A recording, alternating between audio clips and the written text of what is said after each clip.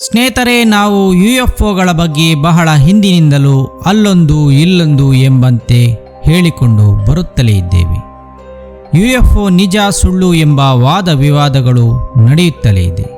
ಇದೆಲ್ಲದರ ನಡುವೆ ಭೂಮಿಯ ಮೇಲಿರುವ ರಿಮೋಟ್ ಐಲ್ಯಾಂಡ್ ಒಂದರಲ್ಲಿ UFO ದಿನ ರಾತ್ರಿ ಎಂಬಂತೆ ಸಂಚರಿಸುತ್ತಾ ಇರುವ ಒಂದು ಸಂಗತಿಯನ್ನು ನಾವಿವತ್ತು ಹೇಳುತ್ತೇವೆ, ಕೇಳಿ. ಇವರು ಆಸ್ಟ್ರೇಲಿಯನ್ ಇಂಜಿನಿಯರ್ ಆಗಿದ್ದ ಮಾರಿಸ್ ಬೊರಾಯನ್. ಇವರು 1995ರಲ್ಲಿ ಸೊಲೊಮನ್ ದ್ವೀಪಕ್ಕೆ ಬರುತ್ತಾರೆ. ಇವರು ರಾಯಲ್ ಆಸ್ಟ್ರೇಲಿಯನ್ ಏರ್ಫೋರ್ಸ್ನಲ್ಲಿ ಏರ್ಕ್ರಾಫ್ಟ್ ಇಂಜಿನಿಯರ್ ಆಗಿ ಕೆಲಸ ಮಾಡುತ್ತಿದ್ದರು. ಇವರಿಗೆ ಸೊಲೊಮನ್ ಐಲ್ಯಾಂಡ್ನಲ್ಲಿ ಪೋಸ್ಟಿಂಗ್ ಆಗಿತ್ತು. ಸೊಲೊಮನ್ ಐಲ್ಯಾಂಡ್ ಎನ್ನುವುದು ಆಸ್ಟ್ರೇಲಿಯಾ ಬಳಿ ಇರುವ ಒಂದು ಅಜ್ಞಾತ ದ್ವೀಪ ದೇಶವಾಗಿದೆ. ಇದು ಹೊರ ಜಗತ್ತಿನ ಸಂಪರ್ಕದಿಂದ ತುಂಬ ದೂರವೇ ಇದೆ. ಎರಡನೇ ಮಹಾಯುದ್ಧದ ಸಮಯದಲ್ಲಿ ಈ ಐಲ್ಯಾಂಡ್ನಲ್ಲಿ ಯುದ್ಧದ ಚಟುವಟಿಕೆಗಳು ನಡೆದಿದ್ದವು. 1995ರಲ್ಲಿ ಇಲ್ಲಿಗೆ ಪೋಸ್ಟಿಂಗ್ ಆಗಿ ಬಂದಿದ್ದ ಏರ್ಕ್ರಾಫ್ಟ್ ಇಂಜಿನಿಯರ್ ಮಾರಿಸ್ ಬೊರಾಯನ್ ಅವರು ಇಲ್ಲಿ ಉಭಯ ದೇಶಗಳ ಜಂಟಿ ಪಡೆಯಲ್ಲಿ ಕಾರ್ಯನಿರ್ವಹಿಸುತ್ತಿದ್ದರು. ಈ ಮನುಷ್ಯ ಅಲ್ಲಿನ ಸ್ಥಳೀಯ ಜನರೊಂದಿಗೆ ಬೆರೆಯುತ್ತಿದ್ದ. ಅಲ್ಲಿನ ಮಹಿಳೆಯನ್ನೇ ಮದುವೆಯಾಗುತ್ತಾರೆ. ಅಲ್ಲಿನ ಹಳ್ಳಿಗರೊಂದಿಗೆ ಸ್ನೇಹ ಬೆಳೆಸಿದ್ದ ಮಾರಿಸ್ ಬೊರಾಯನ್ ಅವರು ಒಂದು ದಿನ ಅಲ್ಲಿನ ವಿಚಿತ್ರ ವಿದ್ಯಮಾನವೊಂದಕ್ಕೆ ಸಾಕ್ಷಿಯಾಗುತ್ತಾರೆ. ಆದರೆ ಅಲ್ಲಿನ ಜನಗಳಿಗೆ ಆ ವಿದ್ಯಮಾನದಲ್ಲಿ ವಿಚಿತ್ರವೇನೂ ಕಾಣಿಸಲಿಲ್ಲ. ಯಾಕೆಂದರೆ ಅವರಿಗದು ಹಲವಾರು ಸಮಯಗಳಿಂದ ನಡೆಯುತ್ತಿದ್ದ ಒಂದು ಸಾಮಾನ್ಯ ಘಟನೆಯಾಗಿತ್ತು. ಆ ಹಳ್ಳಿಯಲ್ಲಿ ಡ್ರ್ಯಾಗನ್ ಸ್ನೇಕ್ ಎಂಬ ಒಂದು ದಂತಕಥೆ ಇತ್ತು. ಬೆಟ್ಟದ ಕಡೆಯಿಂದ ಬರುವ ಬೆಂಕಿ ಕಣ್ಣಿನ ಬೃಹತ್ ಹಾವೊಂದು ಜನರನ್ನು ಬೆದರಿಸುತ್ತಿತ್ತು.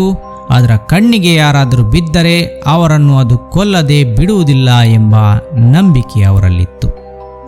ಆ ಊರಿನಲ್ಲಿ ಯಾರೇ ಕಾಣೆಯಾದರೂ, ಯಾರೇ ಅಪಹರಿಸಲ್ಪಟ್ಟರೂ ಅದಕ್ಕೆ ಕಾರಣ ಆ ಕೆಂಪು ಕಣ್ಣಿನ ಹಾವೆಂದೇ ನಂಬಲಾಗುತ್ತಿತ್ತು.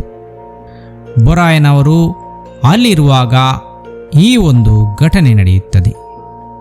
ಒಂದು ದಿನ ರಾತ್ರಿ, ಆ ರಾತ್ರಿ ಬೊರಾಯನ್ ಅವರು ತನ್ನ ಇಬ್ಬರು ಸ್ಥಳೀಯ ಗೆಳೆಯರೊಂದಿಗೆ ಮೀನು ಹಿಡಿಯಲು ತೆರಳಿದ್ದರು. ಸಮುದ್ರದ ದಡದಲ್ಲಿ ಅವರುಗಳು ಮೀನಿಗೆ ಗಾಳ ಹಾಕಿ ಹಿಡಿಯುತ್ತಿರಬೇಕಾದರೆ ಅಲ್ಲೊಂದು ಘಟನೆ ನಡೆಯುತ್ತದೆ. ಆಕಾಶದಲ್ಲಿ ಪ್ರಖರ ಬೆಳಕಿನ ವಸ್ತುವೊಂದು ಸಮುದ್ರದ ಮೇಲೆ ಸಾಗುತ್ತಿರುವುದು ಅವರಿಗೆ ಕಾಣಿಸುತ್ತದೆ. ಅದೊಂದು ಸುಮಾರು 60 ಫೀಟ್ ಉದ್ದದ ವಸ್ತುವಾಗಿದ್ದು ಪ್ರಖರವಾದ ಬೆಳಕು ಬೀರುತ್ತಿತ್ತಾದರೂ ಅದರಿಂದ ಯಾವುದೇ ಶಬ್ದ ಹೊರಬರುತ್ತಿರಲಿಲ್ಲ. ಅದೊಂದು ನಿಶ್ಶಬ್ದ ವಾಹನವಾಗಿತ್ತು. ನೋಡುತ್ತಿದ್ದಂತೆ ಆ ವಾಹನ ಸಮುದ್ರದಲ್ಲಿ ಒಂದು ಕಡೆ ಮುಳುಗಿಯೇ ಬಿಡುತ್ತದೆ. ಮಾರಿಸ್ ಬೊರಾಯನ್ಗೆ ಅದನ್ನು ಕಂಡು ದಿಗಿಲಾಗಿತ್ತು. ಅದೇನು ಎಂತಹ ವಾಹನ ಎಂದು ತಿಳಿದುಕೊಳ್ಳಬೇಕೆನ್ನುವಷ್ಟರಲ್ಲಿ ಅದು ನೀರಿನೊಳಗಡೆ ಮುಳುಗಿಯೇ ಬಿಟ್ಟಿತ್ತು.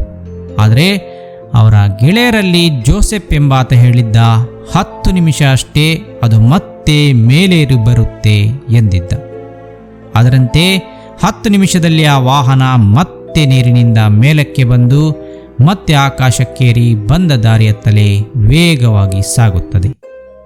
ತೆಂಗಿನ ಮರಗಳ ಮೇಲಿನಿಂದ ವಾಹನ ಸಾಗುತ್ತಾ ಹೋಗುತ್ತಿರುವುದು ಕಾಣಿಸುತ್ತಿತ್ತು. ಈ ಘಟನೆ ಮತ್ತೊಮ್ಮೆ ಕೆಲ ದಿನಗಳ ನಂತರ ಪುನರಾವರ್ತನೆಯಾಗಿದ್ದು ಬೊರಾಯನ್ ಅನುಭವಕ್ಕೆ ಬರುತ್ತದೆ. ಬರಬರುತ್ತಾ ಇದು ಸಾಮಾನ್ಯ ಘಟನೆ ಎಂಬಂತೆ ಭಾಸವಾಗತೊಡಗುತ್ತದೆ. ಆ ದ್ವೀಪದ ಆ ಹಳ್ಳಿಯ ಜನರು ಹಲವಾರು ಸಮಯದಿಂದ ಅದನ್ನು ನೋಡುತ್ತಿದ್ದುದರಿಂದ ಅವರಿಗೆ ಅದರಲ್ಲೇನೂ ವಿಶೇಷ ಕಾಣಿಸುತ್ತಿರಲಿಲ್ಲ. ಈಗ ಮಾರಿಸ್ ಬೊರಾಯನ್ ಅವರು ಈ ಘಟನೆ ಎಷ್ಟು ಸಾರಿ ಪುನರಾವರ್ತನೆ ಆಯಿತು ಎಂಬುದನ್ನು ಲೆಕ್ಕ ಹಾಕುತ್ತಾ ಸಾಗುತ್ತಾರೆ. ಮುಂದಿನ 7 ತಿಂಗಳಲ್ಲಿ ಒಟ್ಟು 60 ಬಾರಿ ಆ UFO ಬಂದು ನೀರಿನೊಳಗೆ ಮುಳುಗೆದ್ದು ಹೋಗುವುದು ನಡೆದು ಹೋಗಿತ್ತು. ಇದರ ಬೆನ್ನು ಹತ್ತಿದ್ದ ಮಾರಿಸ್ ಅವರು ಆ ಹಳ್ಳಿಯ ತನ್ನ ಸ್ನೇಹಿತರಿಗೆ ಹೇಳುತ್ತಾರೆ, ನೀವು ಅಷ್ಟು ಸಮಯದಿಂದ ಡ್ರ್ಯಾಗನ್ ಸ್ನೇಕ್ ಎಂದು ಕರೆಯುತ್ತಿದ್ದ ಹಾವು ಇದೆ ಎಂದು ಹೇಳುತ್ತಾರೆ. UFOವನ್ನೇ ಅವರುಗಳು ಡ್ರ್ಯಾಗನ್ ಸ್ನೇಕ್ ಎಂದು ಕರೆಯುತ್ತಿದ್ದರು. ಶತಮಾನಗಳಿಂದಲೂ ಕೇಳಿಬರುತ್ತಿದ್ದ ಕಥೆಯ ನಿಜಾಂಶ ಏನೆಂಬುದನ್ನು ಮಾರಿಸ್ ಅವರು ಪತ್ತೆ ಹಚ್ಚಿದ್ದರು. ಆತನ ಸ್ನೇಹಿತರಲ್ಲಿ ಒಬ್ಬಾತ ತನ್ನ ಅಜ್ಜನನ್ನು 1900ರ ಪ್ರಾರಂಭದಲ್ಲಿ ಯಾವುದೋ ಒಂದು ವಾಹನ ಬಂದು ಸುಟ್ಟು ಹಾಕಿ ಹೋಗಿದ್ದ ಘಟನೆಯನ್ನು ಇದಕ್ಕೆ ಸೇರಿಸುತ್ತಾನೆ. ನಿಧಾನವಾಗಿ ಮಾರಿಸ್ ಮತ್ತು ಅವರ ಸ್ನೇಹಿತರಿಗೆಲ್ಲ ಹಿಂದಿನಿಂದ ನಡೆದುಕೊಂಡು ಬರುತ್ತಿದ್ದ ಘಟನೆಗಳಿಗೆಲ್ಲ ಕಾರಣ ಯಾರೆಂಬುದು ಅರ್ಥವಾಗುತ್ತಾ ಸಾಗತೊಡಗಿತ್ತು. ಆ ಹಳ್ಳಿಗರು ಕ್ರಮೇಣ ತಾವು ಸ್ಟಿಂಗ್ರೇ ಮೀನಿನ ಆಕಾರದ ಯಾನವೊಂದು ಆಗಾಗ ತುಂಬ ಕೆಳಮಟ್ಟದಲ್ಲಿ ಹಾರಾಡುತ್ತಿದ್ದುದನ್ನು ನೋಡಿದ್ದಾಗಿ ಹೇಳುತ್ತಾರೆ. ಅದರೊಳಗಿಂದ ಕೆಲವೊಂದು ಜೀವಿಗಳು ವಿಚಿತ್ರ ಯೂನಿಫಾರ್ಮ್ ಧರಿಸಿಕೊಂಡು ಕೆಳಗಿಳಿದು ಬರುತ್ತಿದ್ದರು ಎಂಬುದನ್ನು ಹೇಳುತ್ತಾರೆ. ಮಾರಿಸ್ ಅವರು ನೋಡಿದಂತೆ ಸಮುದ್ರದಲ್ಲಿ ಮುಳುಗುತ್ತಿದ್ದ UFO ಪ್ರತಿ ಬಾರಿಯೂ ಒಂದೇ ಜಾಗದಲ್ಲಿ ಮುಳುಗುತ್ತಿತ್ತು. ಆ ಮುಳುಗಿದ UFO ಎಲ್ಲಿಗೆ ಹೋಗುತ್ತಿತ್ತು ಎಂಬುದು ಮಾರಿಸ್ಗೆ ಪ್ರಶ್ನಾರ್ಥಕವಾಗಿ ಉಳಿದಿತ್ತು. ಪ್ರತಿ ಬಾರಿಯೂ ಮಾರಿಸ್ ಕತ್ತಲೆಯಲ್ಲಿ ಮರಗಳೆಡೆಯಲ್ಲಿ ನಿಂತುಕೊಂಡು ಆ ವಿದ್ಯಮಾನವನ್ನು ಗಮನಿಸುತ್ತಿದ್ದರು. ಎರಡನೇ ವಿಶ್ವಯುದ್ಧದ ಸಮಯದಲ್ಲಿ ಜಪಾನಿ ಪಡೆಯ ವಿರುದ್ಧ ಮಿತ್ರ ಪಕ್ಷಗಳು ಈ ಸೊಲೊಮನ್ ಐಲ್ಯಾಂಡ್ನಲ್ಲಿ ದಾಳಿ ನಡೆಸಿದ್ದವು. ಇದು ಇತಿಹಾಸದಿಂದ ಮಾರಿಸ್ಗೆ ತಿಳಿಯುತ್ತದೆ. ಸೊಲೊಮನ್ ಐಲ್ಯಾಂಡ್ ದೇಶದ ರಾಜಧಾನಿ ಹೊನಿಯಾರ. ಮಾರಿಸ್ ಅವರು ಹೊನಿಯಾರಾಗೆ ತೆರಳಿ ಅಲ್ಲಿನ ಪ್ರಮುಖ ಲೈಬ್ರರಿಯಲ್ಲಿ ಇತಿಹಾಸದ ಪುಸ್ತಕಗಳನ್ನು ತೆರೆದು ಓದುತ್ತಾರೆ. ಆಗ ಅವರಿಗೆ ತಿಳಿದು ಬರುವ ಸಂಗತಿ ಏನೆಂದರೆ, ಎರಡನೇ ಮಹಾಯುದ್ಧದ ಸಮಯದಲ್ಲಿ ಅಮೆರಿಕಾದ USS ಚಿಕಾಗೋ ಎಂಬ ಹಡಗು ಮತ್ತು ಆಸ್ಟ್ರೇಲಿಯಾದ HMAS ಕ್ಯಾನ್ಬೆರಾ ಎಂಬ ಹಡಗುಗಳು ಈ ಐಲ್ಯಾಂಡ್ನಲ್ಲಿ ಮುಳುಗಿತ್ತು ಎಂಬುದು. ಆ ಹಡಗುಗಳು ಮುಳುಗಿದ್ದ ಲೊಕೇಶನ್ ತಿಳಿದುಕೊಂಡಾಗ ಗೊತ್ತಾಗಿದ್ದೇನೆಂದರೆ, ಅದೇ ಜಾಗದಲ್ಲಿ ಈಗ UFOಗಳು ಮುಳುಗಿ ಮೇಲೇಳುತ್ತಿವೆ ಎಂಬ ಸಂಗತಿ. ಮಾರಿಸ್ ಅವರಿಗೆ ಅಲ್ಲಿ ಒಂದೇ UFO ಅಲ್ಲ, ಬೇರೆ ಬೇರೆ UFOಗಳು ಬಂದು ಹೋಗುತ್ತಿರುತ್ತವೆ ಎಂಬ ವಿಷಯವೂ ತಿಳಿದು ಬರುತ್ತದೆ. ಈ UFOಗಳ ಕುರಿತು ಶೋಧ ನಡೆಸುತ್ತಾ ಹೋದ ಅವರಿಗೆ ಪಕ್ಕದ ಮಲೈಟಾ ಎಂಬ ದ್ವೀಪದಲ್ಲಿ UFO ಬೇಸ್ ಇರಬಹುದು ಎಂಬ ಅನುಮಾನವು ಬರುತ್ತದೆ. ಗ್ವಾಡಲ್ ಕಾಲುವೆ ಬಳಿಯಲ್ಲಿ ವಾಸಿಸುವ ಹಳ್ಳಿಗರು ಮಾರಿಸ್ಗೆ ಆ ಡ್ರ್ಯಾಗನ್ ಸ್ನೇಕ್ ಇರುವ ಬೆಟ್ಟ ಯಾವುದೆಂಬುದನ್ನು ತೋರಿಸುತ್ತಾರೆ. ಮ್ಯಾಪ್ನಲ್ಲಿ ಅವರುಗಳು ಒಂದು ಅಂದಾಜಿನ ಮೇರೆಗೆ ಇದೇ ಜಾಗದಲ್ಲಿ ಆ ಸ್ನೇಕ್ ಡ್ರ್ಯಾಗನ್ ವಾಸಿಸುತ್ತಿದೆ ಎಂದು ಹೇಳಿದ್ದರು. ಆ ಜಾಗವನ್ನು ಅರಸಿಕೊಂಡು ಹೋದ ಮಾರಿಸ್ಗೆ ಮೌಂಟ್ ಪ್ರಪೋರಿಯಾ ಎಂಬ ಬೆಟ್ಟದ ಆಚೆ ಇನ್ನೊಂದು ಬೆಟ್ಟವಿರುವುದು ಅವರಿಗೆ ತಿಳಿದು ಬರುತ್ತದೆ. ಆ ಬೆಟ್ಟವನ್ನು ಅದುವರೆಗೆ ಯಾರೂ ಗುರುತಿಸಿರಲಿಲ್ಲ. ಅದಕ್ಕೆ ಮಾರಿಸ್ ಅವರೇ ಮೌಂಟ್ ಡ್ರ್ಯಾಗನ್ ಎಂಬ ಹೆಸರು ನೀಡುತ್ತಾರೆ. ಅಲ್ಲಿನ ಜನರು ಹೇಳುವಂತೆ ಅಲ್ಲೊಂದು ಬೆಟ್ಟದ ತುದಿಯಿಂದ ಬೀಳುವ ಜಲಪಾತವಿತ್ತು. ಆ ಜಲಪಾತ ಹರಿದು ಸರೋವರವೊಂದಕ್ಕೆ ಸೇರುತ್ತಿತ್ತು. ಸರೋವರ ನೇರವಾಗಿ ನದಿಯಾಗಿ 5 ಕಿಲೋಮೀಟರ್ ಹರಿದು ಬಂದು ಸಮುದ್ರಕ್ಕೆ ಸೇರುತ್ತಿತ್ತು.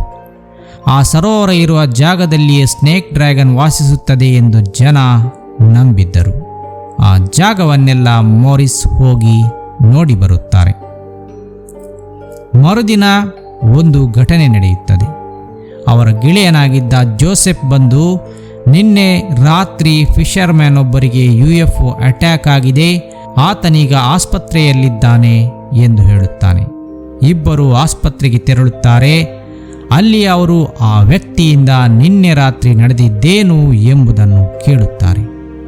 ಆ ವ್ಯಕ್ತಿ ರಾತ್ರಿ 3 ಗಂಟೆಯ ಹೊತ್ತಿಗೆ ತನ್ನ ದೋಣಿಯಲ್ಲಿ ಮೀನು ಹಿಡಿಯಲು ಹೊರಟಿದ್ದ.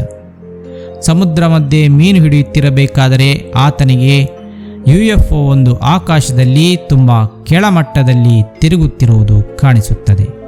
ಆ ಕತ್ತಲ ರಾತ್ರಿಯಲ್ಲಿ ಆತ ತನ್ನ ಟಾರ್ಚ್ ಬೆಳಕನ್ನು UFOದತ್ತ ಹಾಯಿಸುತ್ತಾನೆ. UFO ಈಗ ಆತನ ಮೇಲೆ ಹಾರಲಾರಂಭಿಸುತ್ತದೆ. ಹೆದರಿದ ಆತ ತನ್ನ ಬೋಟನ್ನು ದಡದತ್ತ ಓಡಿಸುತ್ತಾನೆ.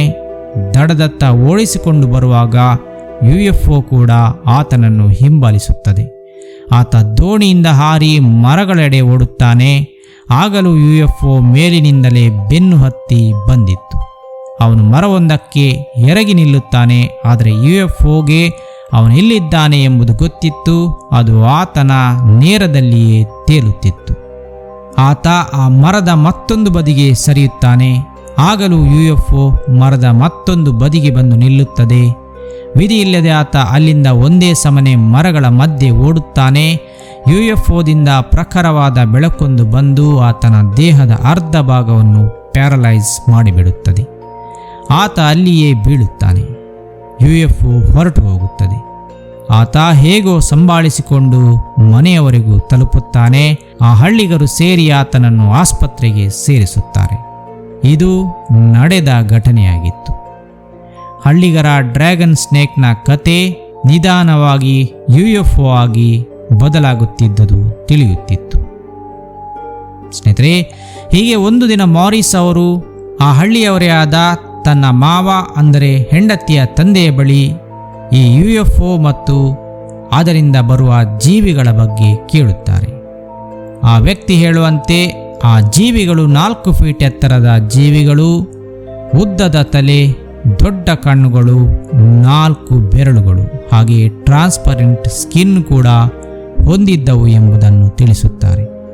ಹಾಗೆಯೇ ಸಾಲಮನ್ ಐಲ್ಯಾಂಡ್ನ ಮ್ಯೂಸಿಯಂನಲ್ಲಿ ಈ ಜೀವಿಗಳ ಕುರಿತಾದ ವಿವರವಿರುವ ಒಂದು ಪುಸ್ತಕವಿದೆ ಎಂದು ಹೇಳುತ್ತಾರೆ. ಮಾರಿಸ್ ಬೊರಾಯನ್ ಅವರು ಆ ಮ್ಯೂಸಿಯಂಗೆ ತೆರಳುತ್ತಾರೆ. ಅಲ್ಲಿ ಅವರಿಗೆ ಆ ಪುಸ್ತಕ ದೊರೆಯುತ್ತದೆ. ಆ ಪುಸ್ತಕದಲ್ಲಿ ಅದೇ ದ್ವೀಪವಾಸಿಯಾದ ವ್ಯಕ್ತಿಯೊಬ್ಬರು ಕೈಯಿಂದ ಬಿಡಿಸಿದ ಏಲಿಯನ್ಗಳ ಚಿತ್ರಗಳಿದ್ದವು.